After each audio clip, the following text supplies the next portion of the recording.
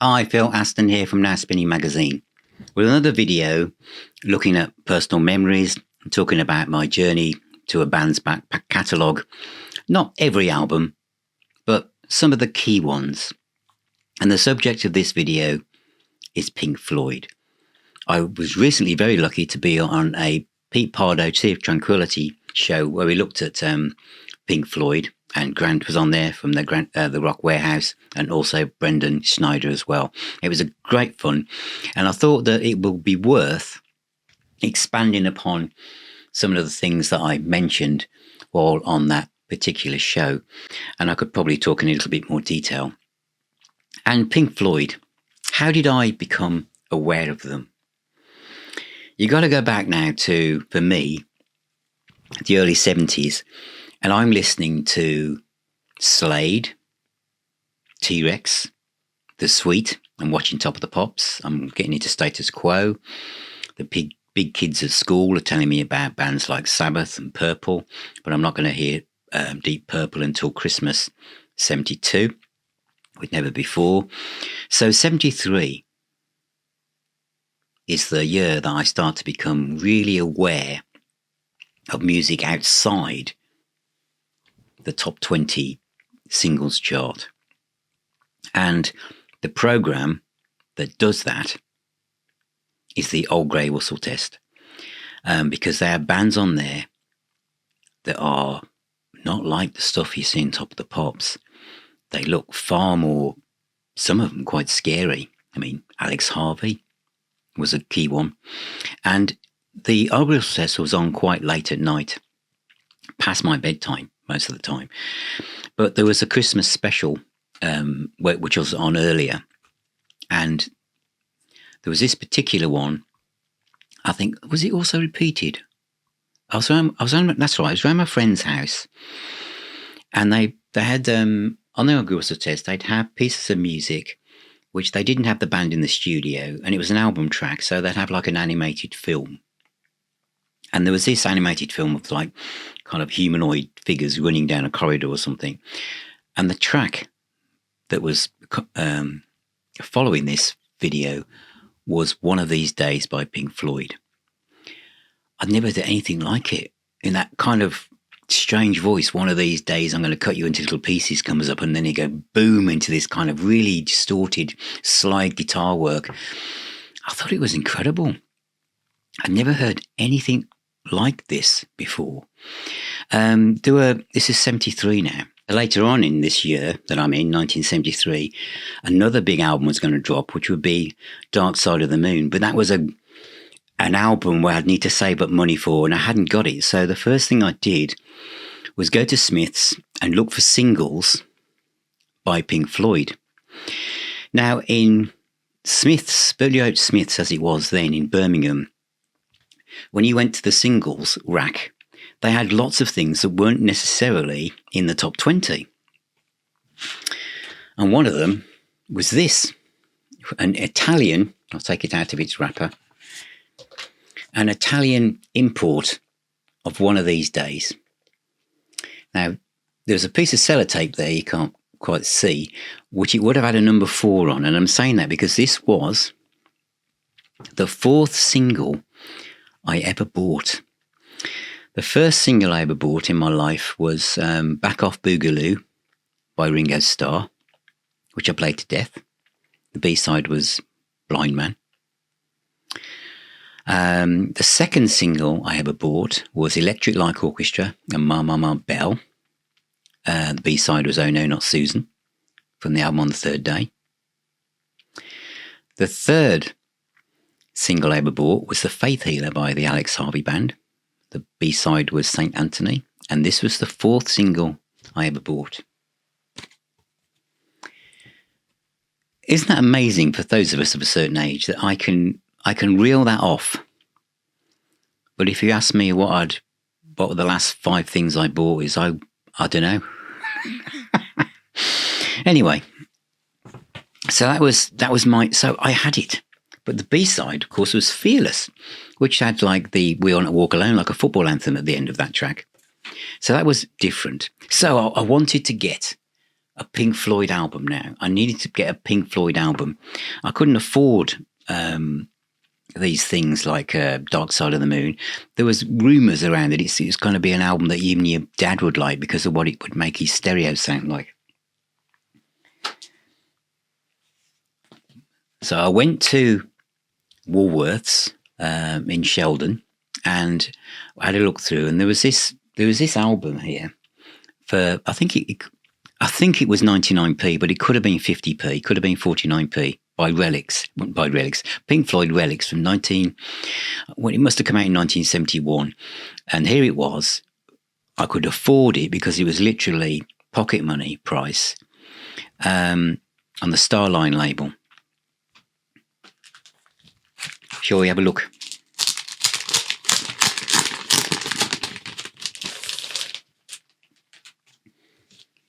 Here it is, with the cover work by Nick Mason on Starline Records.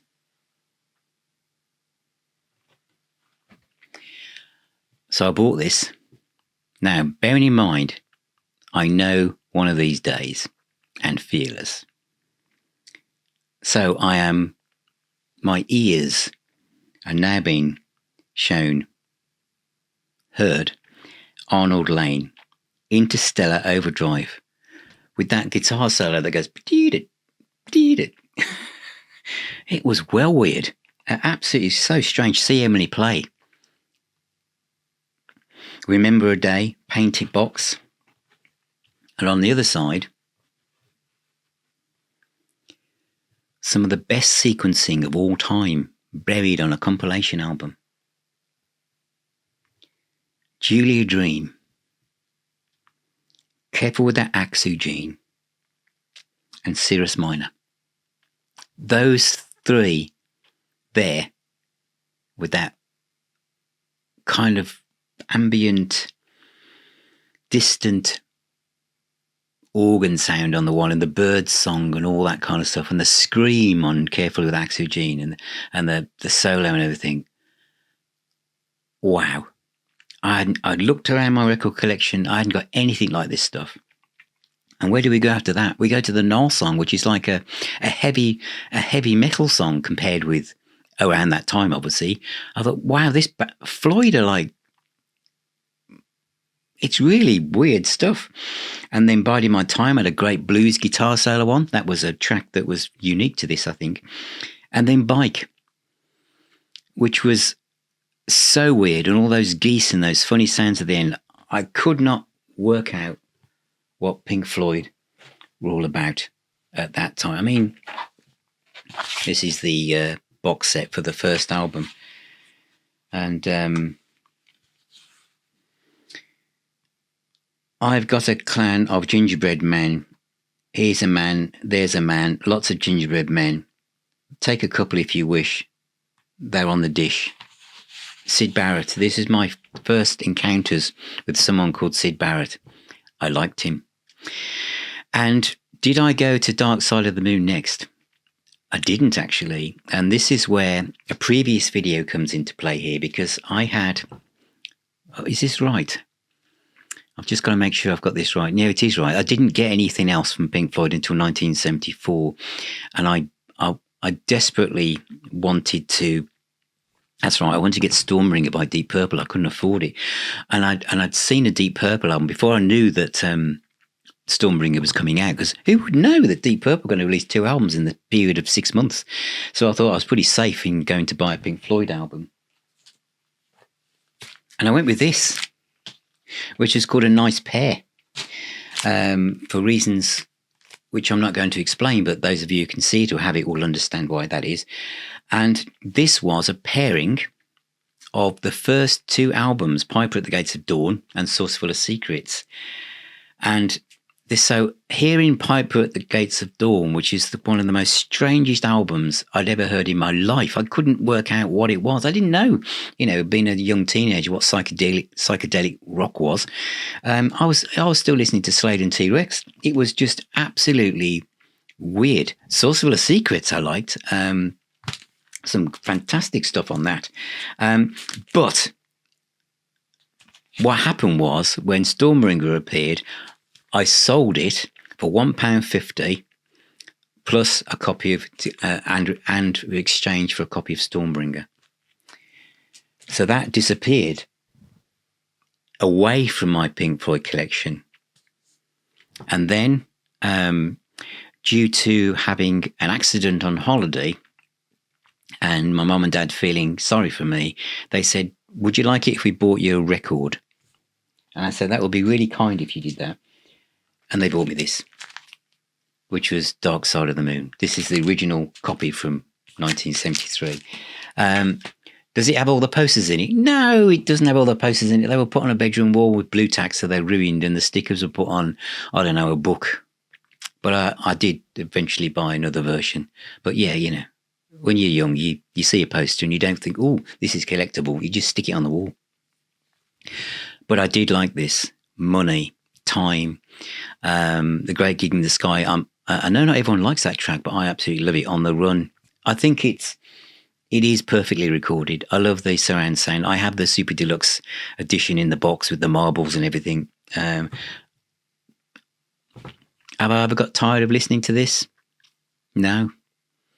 I think because of tracks like Breathe, about 10 years I got behind you, it's a cautionary tale to live your life in the moment and don't let anything go to waste. I think it's perfection. So yeah, I became a Pink Floyd fan at this point. So yeah, it's a highlight. And I mentioned Source Full of Secrets, highlight. Let There Be More Light, one of my favourite tracks from that. My favourite Pink Floyd album is this one, which I'm not going to go into too much detail because it's going to be a feature on 16 in 75, because this was a great help to me during that period.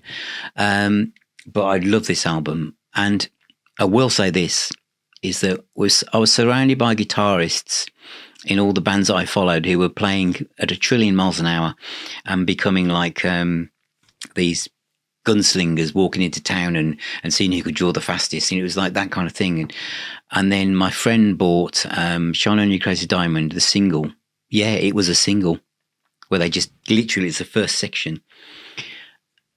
And the guitar, I hadn't heard anyone play guitar so cleanly and so slowly and so purposely as what I heard David Gilmour do on that. And I just found it mesmerizing.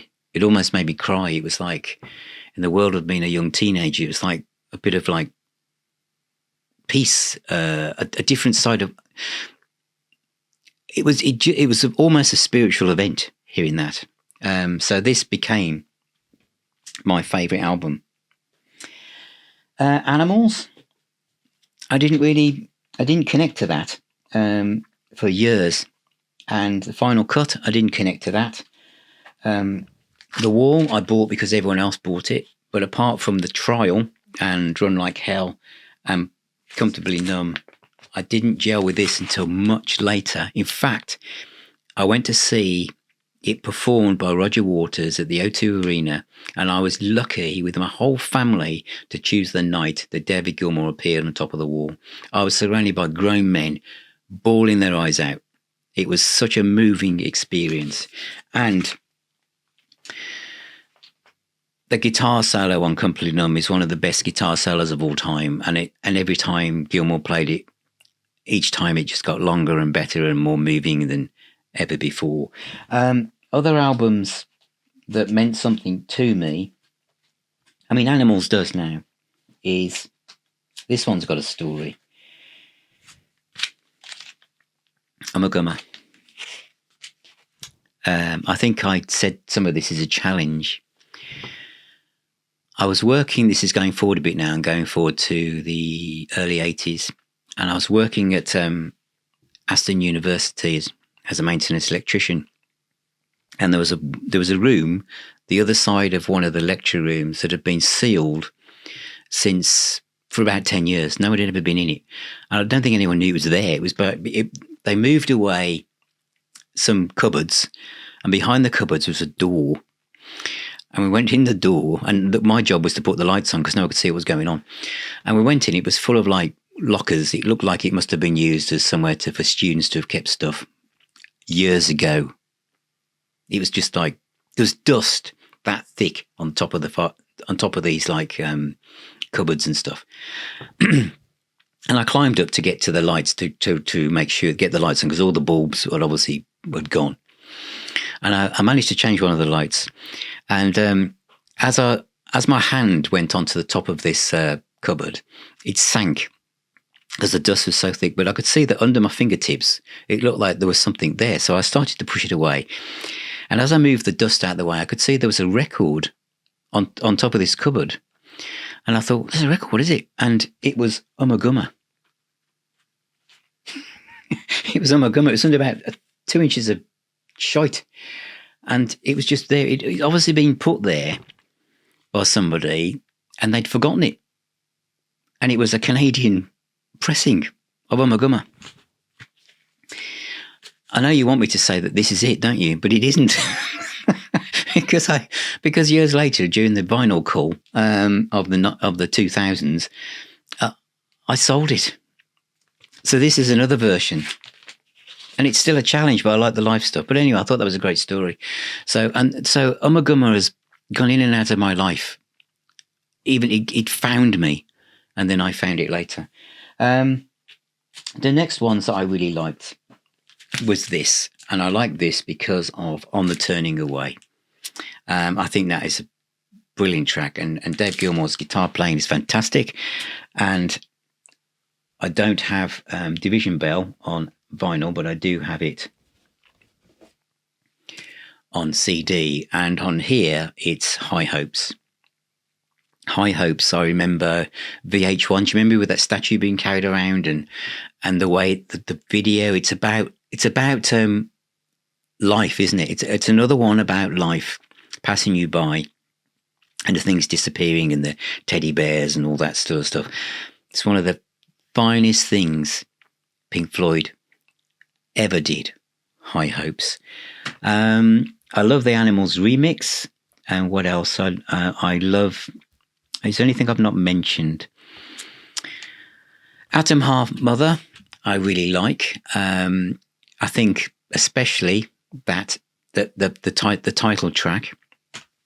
But to me, there are two that I play the most. Medal for the track Echoes. Echoes is Pink Floyd at the height of their powers, of the height of their mysteriousness, of the height of them being Pink Floyd.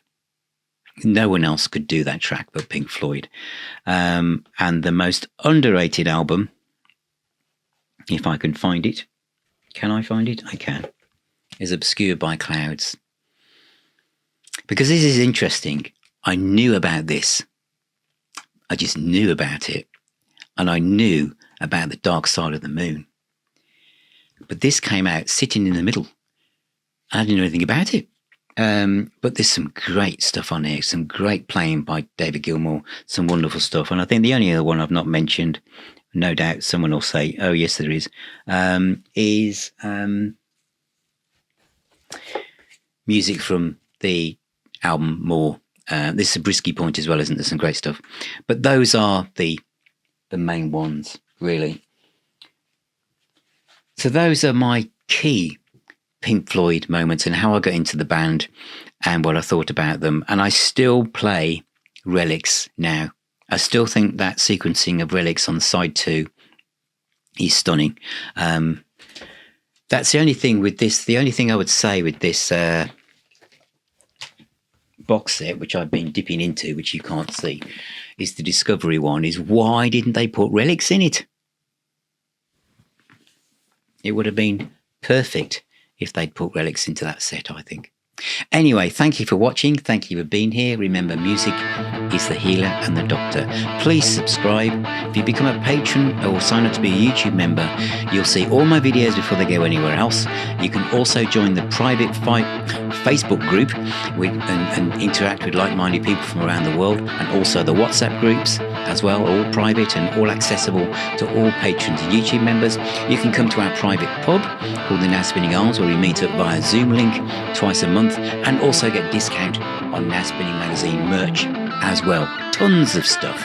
So please take care, keep spinning those discs, and I'll see you all very, very soon.